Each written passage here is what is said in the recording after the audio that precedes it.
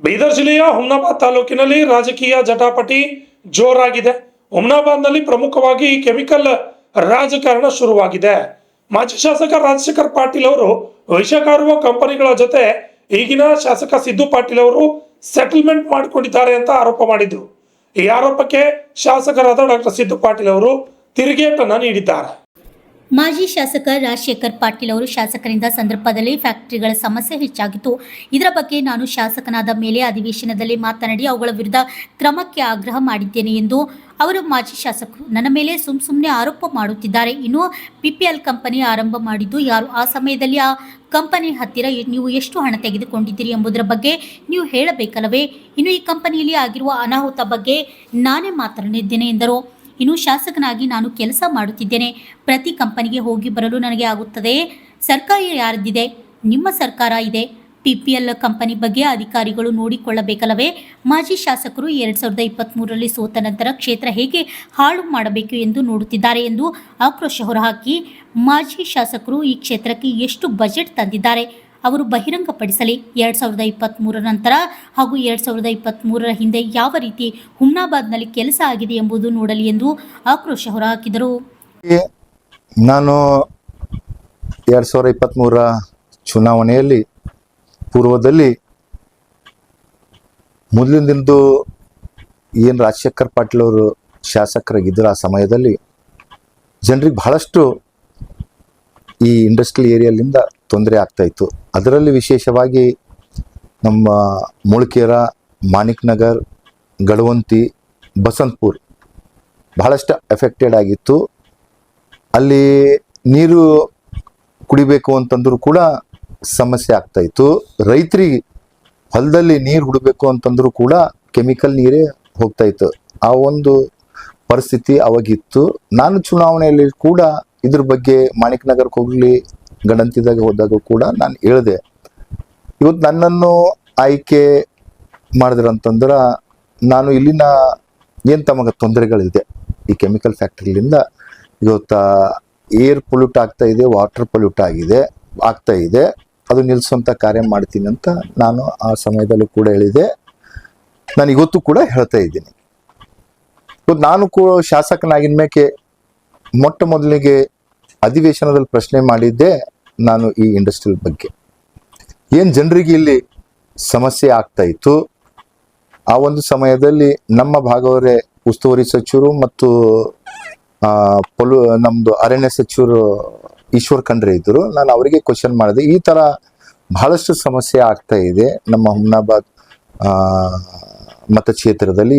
ಈ ಏನು ಕಾರ್ಖಾನೆಗಳಿಂದ ರಾಸಾಯನಿಕ ತ್ಯಾಜ್ಯಗಳನ್ನು ಬರ್ತಾ ಇದೆ. ಆದಾಗೆ ಅವರೇ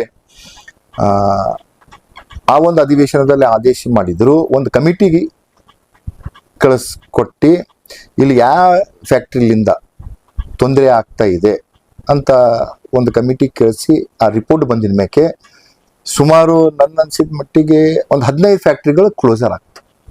ಯಾಕೆ ಅಂತಂತಂದರೆ ಈ ಥರ ಬೇಕಾಬಿಟ್ಟಿ ಮತ್ತು ಏನು ಸರ್ಕಾರದ ಆದೇಶ ಪಾಲನೆ ಮಾಡಲೇ ಕಾರ್ಖಾನೆಗಳನ್ನು ನಡೆಸ್ತಾ ಇದ್ದರು. ಅವರಿಗೆ ಕ್ಲೋಸರ್ ಆರ್ಡರ್ ಕೂಡ ಬಂತು. ಯಾಕಂತಂತಂದರೆ ಇವ್ರ ಹತ್ರ ಇಲ್ಲಿಗಲ್ ಆಗಿ ಡಿಸ್ಚಾರ್ಜ್ ಮಾಡ್ತಾ ಇದ್ದಾರ, ವಾಟರ್ ಡಿಸ್ಚಾರ್ಜ್ ಮಾಡ್ತಾ ಇದ್ದಾರ, ಏರ್ ಪೊಲ್ಯೂಟ್ ಮಾಡ್ತಾ ಇದ್ದಾರೆ ಅಂತ ಮಾಡಿ ಸುಮಾರು 4ರಿಂದ 5 ತಿಂಗಳು ಕ್ಲೋಸರ್ ಆದ ಫ್ಯಾಕ್ಟ್ರಿಗಳು. ಕ್ಲೋಸರ್ ಆಗಿನ ಮೇಲೆ ಮತ್ತೆ ಏನು ಫ್ಯಾಕ್ಟ್ರಿಗಳು ಸರ್ಕಾರದಿಂದ ಏನು ಅವರಿಗೆ ಇನ್ಸ್ಟ್ರಕ್ಷನ್ಸ್ ಕೊಟ್ಟಿದ್ರು, ತಾವು ಇವು ಪಾಲನೆ ಮಾಡ್ತಾ ಇಲ್ಲ, ಇವು ಪಾಲನೆ ಮಾಡಿದ್ರೆ ನಿಮಗೆ ಮತ್ತೆ ನಾವು ಪರ್ಮಿಷನ್ ಕೊಡ್ತಾರಂತ ಪಾಲನೆ ಫ್ಯಾಕ್ಟ್ರಿಗಳು ಮತ್ತೆ ಅವರು ಕೋರ್ಟಿಗೆ ಹೋಗಿ ಯಾವ ಕಡೆಯಿಂದ ಹೋಗಿ ಮತ್ತೆ ಅವ್ರು ಲೈಸೆನ್ಸ್ ತಗೊಂಡು ಪ್ರಾರಂಭ ಮಾಡಿದ್ದಾರೆ. ಈಗೇನು ರಾಜಶೇಖರ್ ಪಾಟೀಲ್ ಅವರು ಹೇಳ್ತಾ ಇದ್ದಾರ,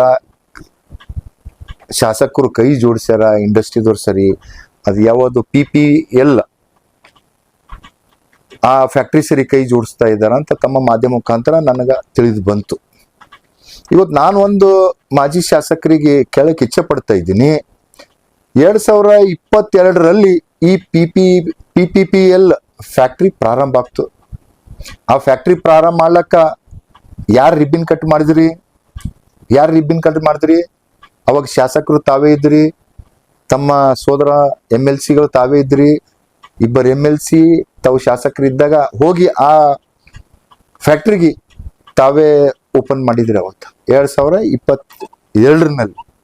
ಮತ್ತು ಅವಾಗ ಎಷ್ಟು ದುಡ್ಡು ತಗೊಂಡು ಹೋಗಿ ಅದು ಫ್ಯಾಕ್ಟ್ರಿಗೆ ನೀವು ಪರ್ಮಿಷನ್ ಇಸ್ಕೊಟ್ಟು ತಮ್ಮ ಸಮಯದಾಗೆ ಆಗ್ತಲ್ಲ ಅದು.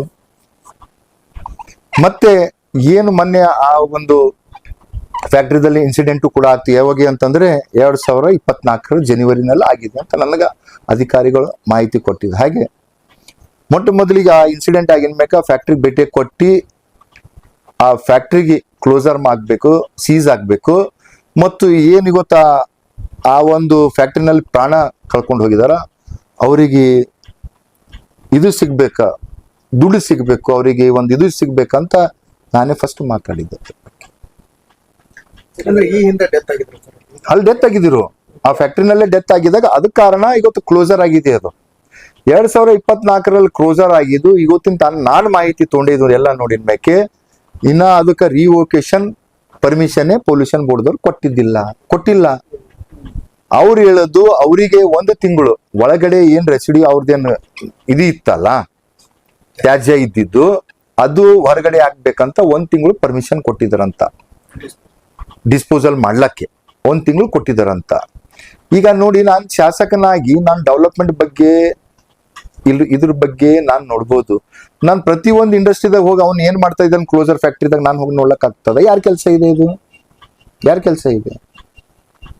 ಇವತ್ತು ತಮ್ಮದೇ ಸರ್ಕಾರ ಇದೆ, ಸರ್ಕಾರ ಬಗ್ಗೆದಾಗ ಮಾತಾಡ್ರಿ ಮಾಜಿ ಶಾಸಕರೇ. ಮತ್ತ ಇದ್ರದ್ದು ಯಾರು ಹೊಣೆಗಾರಿಕೆ ಹೊತ್ತಬೇಕಿದು?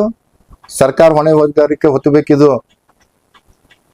ಯಾಕೆ ಕ್ಲೋಸರ್ ಫ್ಯಾಕ್ಟ್ರಿನಲ್ಲಿ ಯಾರು ಏನ್ ಮಾಡ್ತಾ ಇದ್ದಾರ ಅಂತ ಕ್ಲೋಸರ್ ಆಗಿನ ಮ್ಯಾಕೆ ಅವನ್ ಹೆಂಗ್ ತೆಗ್ದ ಯಾರು ನೋಡ್ಬೇಕು? ಅಧಿಕಾರಿಗಳು ನೋಡ್ಬೇಕಿದು.